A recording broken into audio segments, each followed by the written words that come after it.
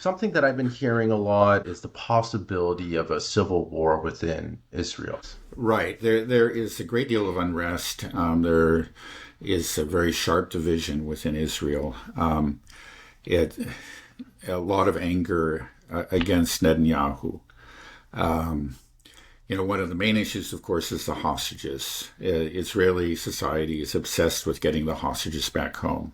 And especially you can say kind of liberal, secular Israeli society.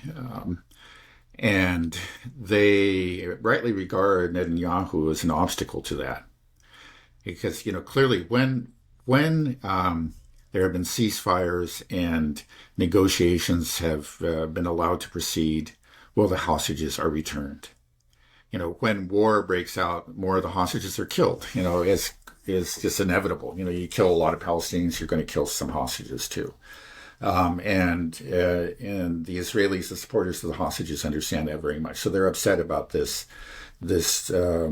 return to conflict that has happened. The renewed attack on the Palestinian population. Unfortunately, in the vast majority of cases, there's really no concern for the lives of Palestinians. It's about Israeli hostages. But it's more than that. Netanyahu has been attacking various institutions that are kind of held in very high regard, especially by secular liberal Israelis. The IDF is one.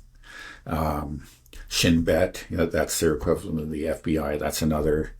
The judiciary, and he's attacked all these institutions. He's put a new commander in chief.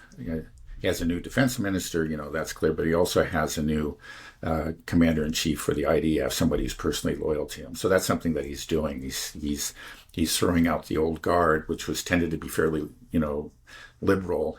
Again, it's a mistake to think that liberal in Israel means that somehow you really are concerned about the Palestinians and you're not a Zionist. No, they're still Zionists. I think this genocide has been carried out by the IDF, and most of it was carried out under secular leadership. I think people need to be clear about that. But within domestic politics, they're on the liberal side, and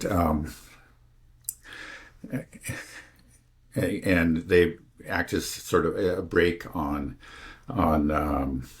some of Netanyahu's policies. They kind of have a check on his power, and he's trying to remove these brakes and actually consolidate his own power. So there's a fear within Israel that has some validity that Israel is becoming less democratic. One thing is within Israel is a very democratic society. People, issues are debated very openly, and people are passionate about their political beliefs, and the elections there are very meaningful. And again, I think there is at least somewhat valid fear that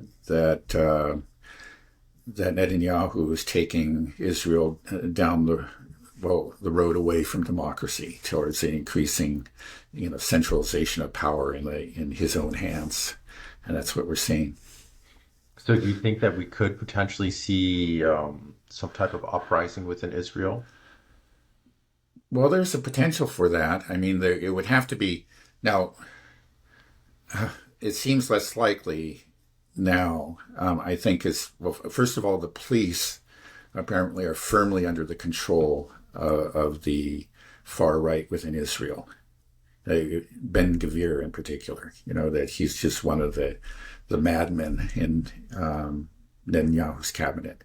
And the police, I understand, have really become politicized and become an instrument of that far right power. Now, the IDF, like I said, used to be secular, but and liberal, at least in its leadership. I think a lot of the soldiers, not so much so. But